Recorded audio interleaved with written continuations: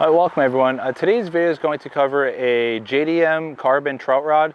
This is the Kawasemi Rhapsody. It's made by a company called Jackson. This is a 4'11" ultralight. It's a two-piece rod as well. So I'm going to talk a little bit about my experiences. This isn't the first time I've used this rod, but most of this video is going to be me fishing and talking about those experiences. So if you want to see that, keep watching. Also comment down below what sort of future BFS content that you want to see. All right, so jumping into it, it's a carbon BFS rod. So if you're new to BFS fishing, I do have a video, I'll link that up above here, about the differences between carbon and fiberglass BFS rods, a little bit more in depth. But just jumping very quickly, the carbon BFS rods, they generally give you a little bit more faster in action than the fiberglass rods that are pretty popular. And they're definitely gonna be more sensitive and a little bit lighter too. So it doesn't mean that it's better than a fiberglass rod. It's just there are certain properties that you can leverage to be able to get some whatever effect that you're looking to get. Like here I have the Jackson, this is the Mitoria 45. The carbon rods, they do twitch minnows a little bit better than your glass rods. And they're definitely better for fishing jigs. All right, it's a symmetrical two-piece. Now what I mean by that is that it breaks down right in the middle of that rod. So it's gonna pop out. Let me take this off. Oh, one thing I will mention, it does have a hook keeper, which is very rare for a JDM trout rod, or just JDM rods in general. So I do appreciate that. But the symmetrical two-piece means it's the same length. Each section's the same length.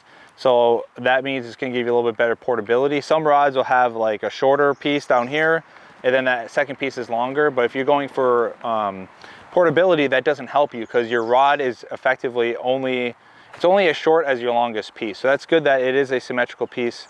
And the action, you'll be able to see here, the action of the rod. This will be the last thing I'll talk about before actually getting fishing. So the action of this rod is fairly fast. It does give under pressure. But you see, this is where that joint is. And you see, it's fairly light coming up the tip section. And then it'll give a little bit back here. It's kind of hard to do it like in hand. But with the drag locked down, so you do get that, it feels almost like a little bit heavier than your typical ultralight rod. But then that backbone really comes into play, which I'll talk about that a little bit further down here when I'm talking about twitching lures.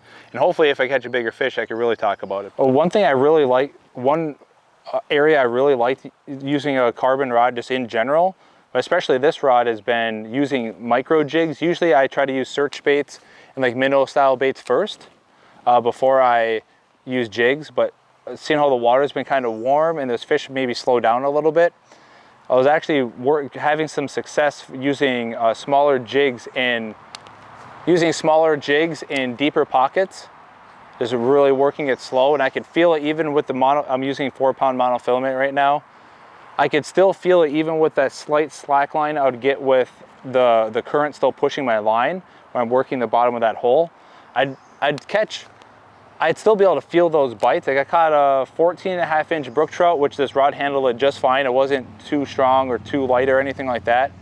And then in a different river, I was fishing a small jig in some holes and caught a couple smaller brook trout, maybe 9-10 inches. And I kept seeing a big brown flash. Woof. I was like, oh, this is gonna be a big brown trout. So that's when I switched over to a jig to really work that area. And I was able to feel just the slightest little boop. And then I set the hook and that fish went zoo, just zipping downstream. It took me a little while to land it. Oddly enough, I thought it was a brown trout, and it ended up being a pretty nice sized smallmouth, which still for the rod, regardless of what type of fish it was, I felt the bite, I was able to set the hook, and I was able to control that fish a lot better than I expected with, ooh, come on. But with that taper, it's soft right here, so I can set that hook. And also, if a fish does take a minnow style bait where they might need a little bit more of like when they come up and they hit and they turn, that rod, especially with monofilament, can still cushion that initial strike, and it gives it a little bit more cushion, and then you get some pretty solid backbone. With this rod, I like it for just like super aggressive twitching, so I can keep that. And like having that longer rod, I can change the angle of my twitch, like the retrieve of my lure, a lot better than like say like a 4.5-foot rod, which I mean 5 inches doesn't seem like it's a big deal. But even on like a long cast, I keep my rod tip up like this. I'm twitching just underneath the water. I don't know if I don't know if the camera can see the lure at all. Well, there's a fish coming, just small little brook trout. Or if I want to work it deeper, I can put my rod tip right on the top of the water. And a lot of these differences I'm saying, they're very, in relative terms, pretty small differences. But there could be differences that matter depending on where you fish. Now this is wider than I normally fish. Usually I fish a little bit more like headwaters, smaller areas. So I wouldn't use this rod, but rivers like this, or like there's some other ones I've been fishing this year that's a little bit wider. This longer length has actually helped me quite a bit be able to steer around like different like shoreline brush or wood or whatever than a smaller rod would. And also being able to have that leverage to move fish around like rocks or whatever. But one thing is, if you're wading really deep, which I think this year is the biggest time that I've ever noticed, like using a short rod, like right here, this is the 3'8" Major Craft fine tail glass, which I will be doing a review on this, and also the 4'6" one. But using the shorter rod, like the one that's on my backpack, I was able to cast next to me a lot easier. So if you are going to be wading a little bit deeper, like hip level, that's something to keep in mind when you have that longer rod. If you're up to here in water, it could be a little bit just different casting motion that you need. It's not impossible, but just something to consider as well. All right, so one thing I like about using either of the Kawasemi Rhapsody rods that I've used is they're very accurate. Carbon rods themselves on very short range, because of how they load up, they load up a little bit faster. You can have some accuracy issues being very close range, but like mid range, like say this brush that's up here, that faster action and that faster recovery leads to really good casting performance, whether it's for distance, effortless distance, but also especially for accuracy, because that rod's not moving around like a glass rod.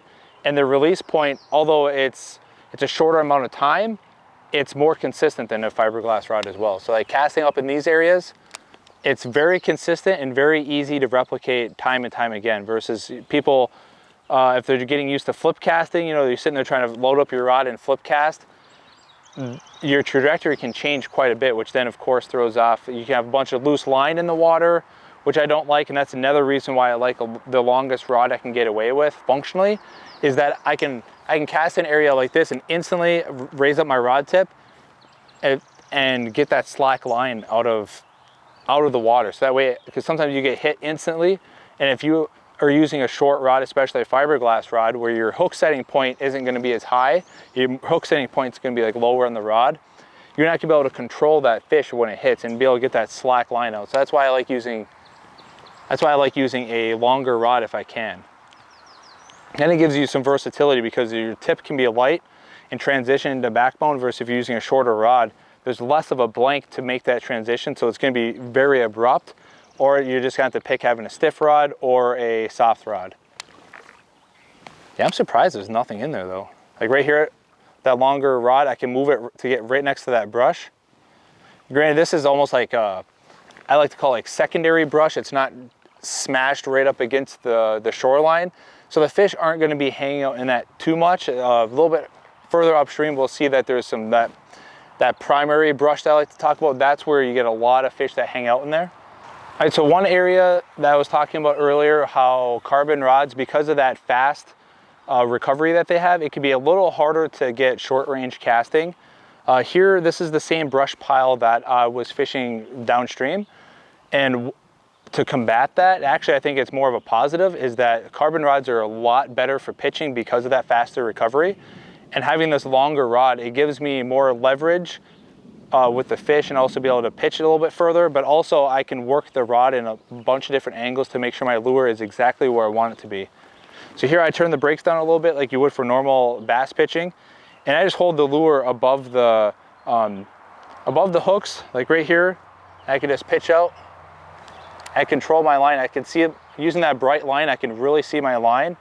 And I can have my lure dance right next to that log. Now that I'm standing like right here, it's gonna be pretty low chance of catching a fish, but it still shows that same action. So I can sit there, I can watch my lure, and I can twitch that and dance it right next to that log. And even what I'll do here, is gonna be a little bit risky, but I'll pitch, there's like a log, and then you can see the log that's exposed there. I'll pitch right in there. I can just twitch going over, Like a twitch coming underneath that log, just like that. Now with a glass rod, that'll be a little bit harder. And a good thing too is that say if a fish bit in there, having that higher hook setting point or the higher lifting point, if you want to call it that, in the rod, that lifting point of the rod is pretty much up here versus a glass rod is going to be a little bit further down. So having that longer carbon rod, you can really take advantage of the benefits of carbon. Now with the shorter rod, yes, there's a fish that jumped down there, but you still can. But I like to be able to just put all my cards into one way. So this carbon rod, it's longer. I can get that leverage and that lifting point, so I can get fish out of cover if need be. But I'm hoping to catch a fish in this video so we don't get skunked, and there is a thunderstorm coming, so hopefully I can do that quick. Well, there's one. There's one. Oh, he wants it. He wants it. It's a small fish, but you can never complain about your first fish. So with this Mitoria, when it hits in the water, it doesn't just tumble down. So I hit on the backside of that log, and it stays horizontal, and it just shimmies down. A lot of times, oh, there we go. Ooh. Oh, that was just a little guy. A lot of times I'll get bit when that lure's on that. But you gotta make sure that you keep your line semi-slack so you have a little bit of tightness to it, but the fish can still grab the lure. Again, that's where a longer rod is going to give you, that advantage to be able to control your line, especially on a long cast. So overall, it is a good rod. It's a JDM rod that's available in America, like I said, at BFS Empire, which is kind of rare in itself. And this is probably the most versatile carbon BFS rod for trout that I've used, and I think probably ever. So if you're looking for this rod, like I said, BFS Empire, and also comment down below if you need any more information on this rod. I try to make this video as short as I can without getting too long-winded like I normally do. So I do appreciate you watching, and just let me know, like I said, in the comments below, what sort of BFS fishing that you want to see in the future.